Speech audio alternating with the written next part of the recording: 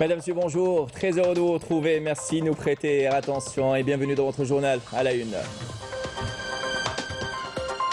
Le président de la République, Abdelmadjid Tebboune, a adressé un message à la veille de la célébration de la journée nationale du Moudjahid commémorative du double anniversaire de l'offensive du Nord constantinois et du congrès de la Soumam le 20 août 1955 et 20 août 1956. L'intégralité de cette lettre dans un instant.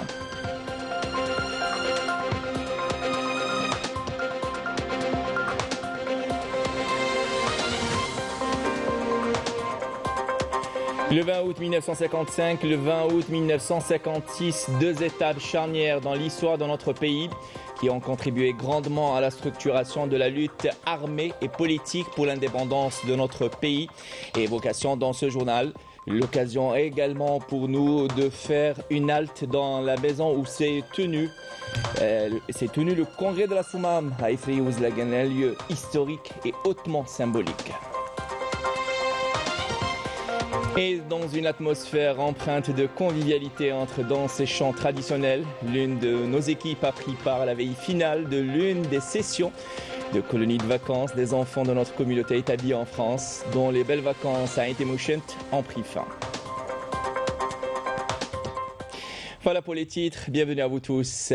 Tout d'abord, le président de la République, Abdelmadjid Tebboune, a adressé un message à la veille de la célébration de la journée nationale du Moudjahid commémorative du double anniversaire de l'offensive du Nord constantinois et du congrès de la Soumam le 20 août 1955, le 20 août 1956.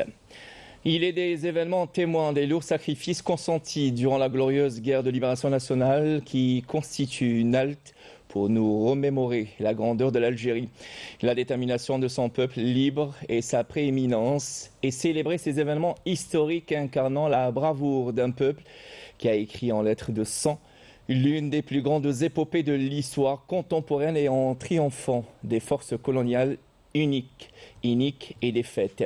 En commémorant aujourd'hui le 68e anniversaire de l'offensive du Nord constantinois, le 20 août 1955 et le 67e anniversaire du congrès de la Soumam, le 20 août 1956, nous envahit à nouveau sur la terre de lutte, citadelle de liberté, ce sentiment de fierté, d'appartenir à une patrie forte par les sacrifices de ces chouhadas qui ont légué aux générations la loyauté aux principes de l'intemporelle déclaration de novembre et aux vertus consacrant la conscience nationale, les incitant à être jaloux de ce pays qui a livré un combat acharné pour se libérer du joug colonial, recouvrant sa liberté au prix d'un sang cher et sacré. Concitoyennes, concitoyens, ajoute le président de la République, nous vivons aujourd'hui dans une Algérie souveraine grâce à la loyauté envers ce sang généreux qui nous incite à préserver cette Algérie chère à nos cœurs. En tant qu'État national, protégé, respecté et fort de ses institutions constitutionnelles, de l'unité de son peuple et de la conscience et l'ambition de sa jeunesse. La foi en la victoire qui a animé le Shahid, symbole Zéro Youssef et ses compagnons d'armes, les guidant dans l'offensive du Nord constantinois le 20 août 1955 et la même foi qui avait amené les dirigeants de la Révolution en pleine lutte armée à tenir le congrès de la Soumam pour asseoir les bases organisationnelles et politiques et militaires de cette révolution. Une foi de laquelle nous puisons en cette étape où nous nous dirigeons tous vers l'édification d'Algérie nouvelle et la confiance en les capacités de la nation qui renforce notre volonté à réaliser, à la faveur de la conjugaison des efforts et au travail dévoué, des pas vers la réalisation d'indicateurs positifs. Dans les domaines du développement durable, des capacités qui contribuent au renforcement des acquis sociaux pour la préservation de la dignité du citoyen et grâce auquel notre pays avance à pas géants vers l'élargissement de nos partenariats stratégiques à travers le monde afin d'insuffler une dynamique économique qui capte les investissements et de confirmer la forte présence de l'Algérie et son influence au double plan régional et international.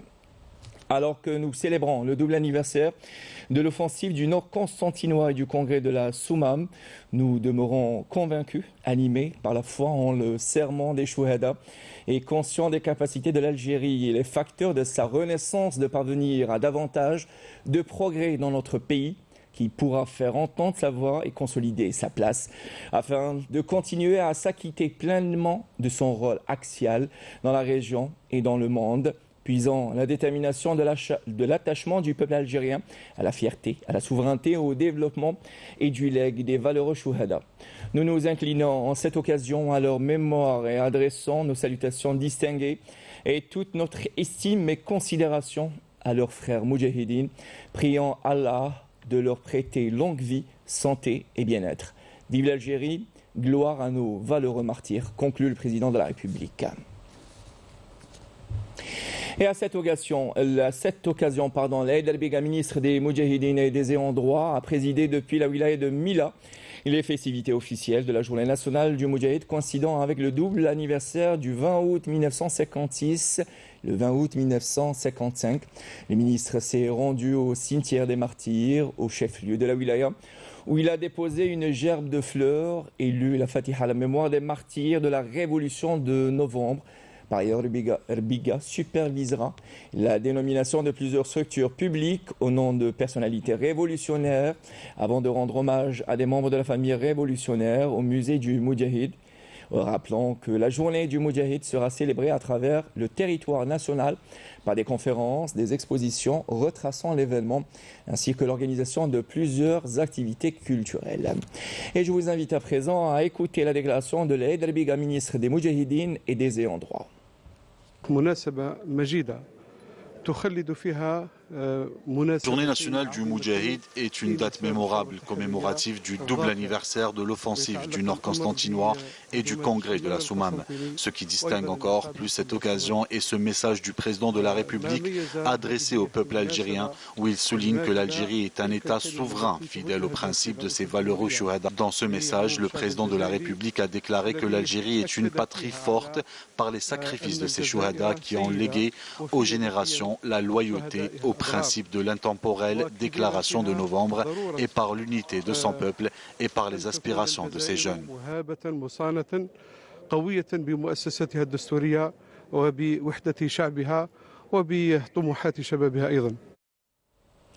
Le 20 août 1955, le 20 août 1956, deux étapes charnières dans l'histoire de notre pays qui ont contribué grandement à l'indépendance de l'Algérie et également à l'internationalisation de la question algérienne et l'organisation et la structuration de la lutte militaire et politique de la cause algérienne. Évocation avec Badia Ammarni. L'Algérie célèbre la journée nationale du Moudjahid qui marque le double anniversaire de l'offensive du Nord constantinois et du congrès de la Soumam 20 août 1955-1956. Des étapes charnières dans l'histoire de notre pays que nul ne peut oublier. Des étapes qui ont contribué grandement à l'indépendance du pays, mais pas que. Elles témoignent des hauts faits d'une génération de patriotes qui ont décidé de prendre en main leur destin, semant ainsi les valeurs de liberté et de dignité. Ces deux événements phares ont contribué à l'internationalisation de la question algérienne et à l'organisation et à la structuration de la lutte militaire et politique. Menée le 20 août 1955, l'offensive du Nord constantinois a permis de faire entendre la voix du peuple algérien qui refusait de se soumettre aux colonisateurs français, ce qui a eu pour résultat l'inscription de la question algérienne en septembre 1955 à l'ordre du jour de l'Assemblée générale des Nations unies, comme une question de décolonisation et non une affaire interne, comme le présentait la France coloniale. 10 mois après le déclenchement de la Révolution, Ziroud Youssef, chef de la zone 2, Nord constantinois, et son adjoint Lakhdar Bentoubal décident de mener une offensive d'envergure contre des cibles coloniales dans cette région, qui comprend essentiellement les villes de Constantine, Guelma, Skikda et El Qol. L'objectif était de desserrer l'étau sur plusieurs régions, notamment l'Aurès, assiégée par l'armée coloniale depuis le déclenchement de la guerre de libération nationale et dont la population était victime d'une sanglante campagne de répression ayant fait près de 12 000 martyrs parmi les civils algériens sans défense. L'offensive du Nord constantinois a marqué un grand tournant dans la lutte armée, en consacrant le caractère populaire de la révolution et en contribuant au ralliement des classes moyennes et des dirigeants politiques, toutes tendances confondues au rang de la révolution. En effet, à partir du 20 août 1955, la révolution a pris un véritable élan qui se confirmera lors du congrès de la Soumam avec sa structuration et son organisation. Le congrès a débouché sur des décisions historiques dont le remplacement des 5 zones en vigueur depuis le 1er novembre 1954, par 6 wilayas, Oras-Memcha, nord-constantinois, Kabylie, algérois, Oranie et Sud. Autre décision emblématique du congrès de la Soumam, l'unification de l'ALN à l'échelle nationale dans sa structure, ses grades et son organisation à l'image d'une armée régulière. Le congrès a également permis de structurer la révolution nationale militairement et politiquement en consacrant la primauté du politique sur le militaire et en accordant la priorité à l'intérieur par rapport à l'extérieur. Et près du village d'Efri, dans une petite maisonnette au perché d'à peine 20 mètres carrés, a été déterminé le sort de 2,3 millions mètres carrés. Au perché, s'est tenu le congrès de la Soumam. Cette petite demeure typiquement de la région, située, je le disais, près de la commune de Zlegen, devenue aujourd'hui mémorial, un musée du Moudjahid, un lieu pour se recueillir et commémorer cette grande date historique. Dans cette maison, l'on peut visiter un grand salon où sont exposées des photos des chouhada de la guerre de libération nationale notamment. Emila Saïdji. Ce fut un certain 20 août 1956, dans cette modeste demeure située dans le village d'Ifri-Ouzlegen, près de Béjaïa, que s'est tenu le congrès de la Soumam. Une étape charnière dans l'histoire du combat libérateur contre le colonialisme français. Le congrès de la Soumam qui a réussi à unir les différents courants politiques au sein du FLN, qui avait lui aussi réussi à rassembler et à unifier le peuple algérien dans sa lutte libératrice. Nous avons appris sur notre histoire et sur ces guerriers qui ont tout fait pour qu'on soit libre aujourd'hui.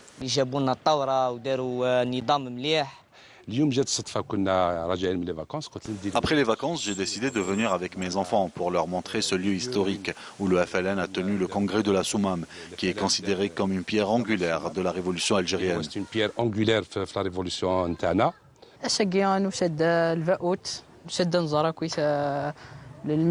Aujourd'hui, nous sommes venus découvrir ce musée. Il faut qu'on préserve cet endroit, mais aussi notre pays. J'espère que notre génération préservera jalousement notre histoire et la mémoire de nos valeureux martyrs.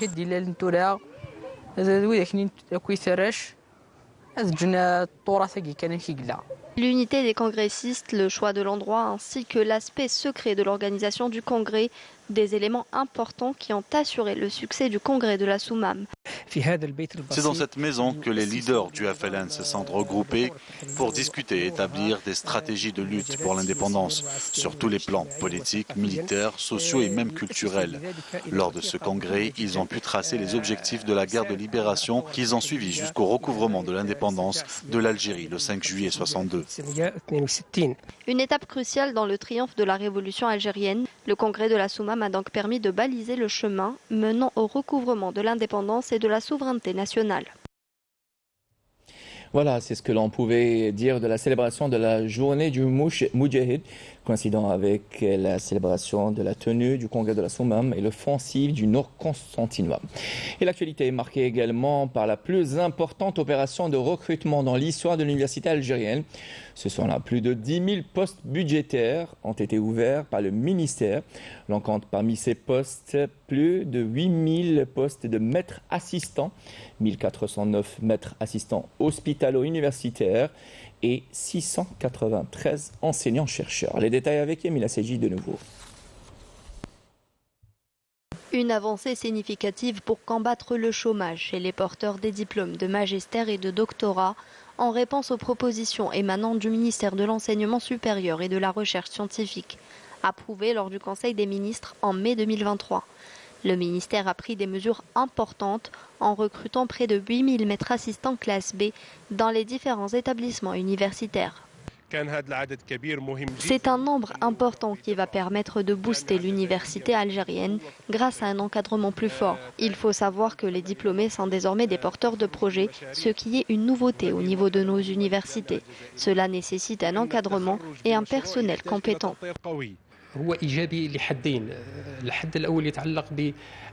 C'est une grande décision positive pour deux raisons. D'abord, elle permettra d'éradiquer le chômage chez les porteurs des diplômes de magistère et de doctorat. C'est aussi un investissement dans les ressources humaines.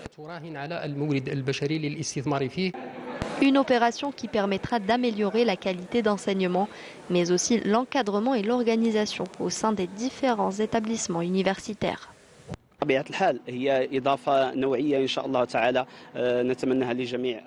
C'est une valeur ajoutée pour la qualité d'enseignement, mais aussi pour la recherche scientifique. Ce nombre important d'enseignants recrutés vont apporter leur contribution au développement des universités algériennes.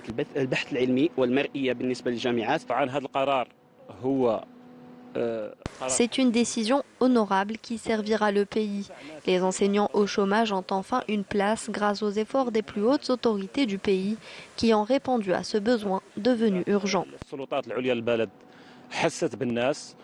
Dans le même cadre, une opération pour le recrutement de 1409 maîtres assistants hospitalo-universitaires et de 6093 enseignants-chercheurs classe B dans les secteurs de recherche pour un total de plus de 10 000 postes budgétaires. Cette opération, la plus importante dans l'histoire de l'université algérienne, reflète le grand intérêt et les efforts fournis par l'État au profit de ses diplômés. Et au volet international, la Palestine a condamné et rejeté hier le projet sioniste de légaliser 155 avant-postes de colonies en Cisjordanie. Le porte-parole de la présidence palestinienne, Bill Abu Rodeina, a déclaré que conformément aux résolutions internationales, les colonies sionistes sur les terres de la Palestine sont illégales, en soulignant que la résolution de 2334 du Conseil de sécurité de l'ONU, publiée en décembre 2016, stipule la nécessité de supprimer toutes les colonies qui sont illégales et en violation du droit international, ajoutant que les États-Unis portent la responsabilité de mettre fin à de telles décisions dangereuses, rejetant et condamnant le projet sioniste visant à contrôler la zone C de la Cisjordanie occupée, y compris la légalisation de 155 avant-postes de colonies. Et toujours dans l'actualité internationale, des villes entières brûlent depuis des semaines au Canada. Et ce sont là plus de 200 000 personnes ont dû évacuer leur maison dans la ville de Yellowknife. Par ailleurs, et en Espagne, les pompiers sont débordés et peinent à lutter contre des feux de plus en plus féroces et incontrôlables. Rina Lourali. En Europe, les flammes ont dévasté des milliers d'hectares de forêt dans le pourtour méditerranéen. La Grèce a été particulièrement touchée avec des feux de forêt ravageant les îles de Rhodes, Corfou, Eubée et d'autres régions. Au total, près de 50 000 hectares ont été détruits le mois dernier. En Espagne, Tenerife aux Canaries est prise avec un incendie ravagé avec environ 4 000 hectares décimés sur un périmètre de 42 km. En vue des conditions météorologiques et la topographie de l'île, l'archipel espagnol fait face à son incendie le plus compliqué depuis 40 ans. Le Portugal, l'Italie et la France ont également été touchés par les feux ravageurs, enregistrant des températures records dépassant les 47 degrés Celsius dans certaines régions. En Amérique du Nord, la situation est tout aussi critique. Au Canada, plus de 13,7 millions d'hectares de forêt sont partis en fumée en raison des feux qui durent depuis le début de l'année. Selon le Centre d'interservice des feux de forêt du Canada, plus de 1000 feux de forêt actifs ont été enregistrés hier. Aux États-Unis, l'île de Maui, située dans l'archipel d'Hawaï, est depuis quelques jours frappée par les incendies les plus meurtriers de l'État américain depuis plus d'un siècle, avec 106 décès répertoriés jusqu'à présent. Un bilan qui risque de s'alourdir selon les autorités locales. Retour chez nous à Intimouchen, très exactement. Le séjour du dernier groupe des enfants de la communauté algérienne établie à l'étranger touche à sa fin avec une soirée mémorable où dans ces chants traditionnels ont uni les cœurs, créant des moments de joie et de partage. Un séjour durant lequel ils se sont imprégnés de la culture et des traditions de l'Algérie, renouant avec leurs origines. Rina Lourali. C'est dans une atmosphère empreinte de convivialité entre danse et chants traditionnels que les enfants de la communauté algérienne établie à l'étranger passent leur dernière nuit en Algérie après avoir passé un séjour à Ain Temouchent, laissant derrière eux des souvenirs inoubliables. Je suis venue de Marseille, j'ai eu l'occasion de faire la prière du vendredi à la mosquée, puis j'ai récité le Saint-Coran. J'ai visité plein de monuments historiques qui m'ont beaucoup plu.